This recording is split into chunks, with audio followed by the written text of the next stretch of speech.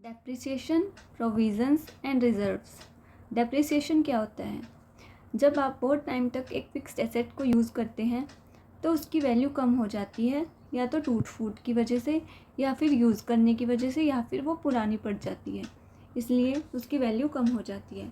For example, आपने एक bike purchase की है 1 लाख की, और इसको 3 साल तक यूज़ करने के बाद इसकी वैल्यू कम हो जाती है because of usage and wear and tier.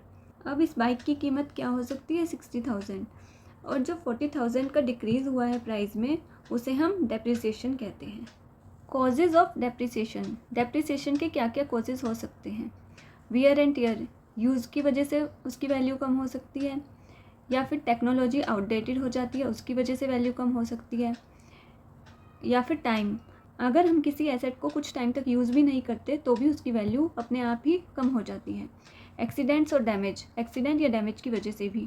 For example, आपका स्मार्टफोन स्लो हो गया है 2 साल यूज़ करने के बाद, और न्यू मॉडल्स भी लॉन्च हो गए हैं। अगर आपका फ़ोन ठीक से काम भी कर रहा है तो भी उसकी वैल्यू कम हो जाएगी, क्योंकि वो आउटडेटेड हो चुका है। Need for depreciation. डेप्रिसिएशन की क्या नीड है? ये एसेट्स की ट्रू वैल्यू को शो करता है, क्योंकि एसेट की वैल्यू कुछ टाइम बाद कम होती जाती है। तो बैलेंस शीट में एसेट्स की वैल्यू को सही शो करने के लिए हमें डेप्रिसिएशन चार्ज करनी पड़ती है। एक्सपेंसेस को रिवेन्यूज़ के साथ मैच करने के लिए डेप्रिसिएशन चार्ज करना होता है। Replacement of assets in future, ताकि फ्यूचर रिप्लेसमेंट में हेल्प हो सके। For correct profit and loss calculation, ताकि करेक्ट प्रॉफिट और लॉस कैलकुलेट हो सके। फॉर एग्जाम्पल, एक शॉपकीपर रेफ्रिजरेटर को यूज़ करता है कोल्ड ड्रिंक स्टोर करने के लिए।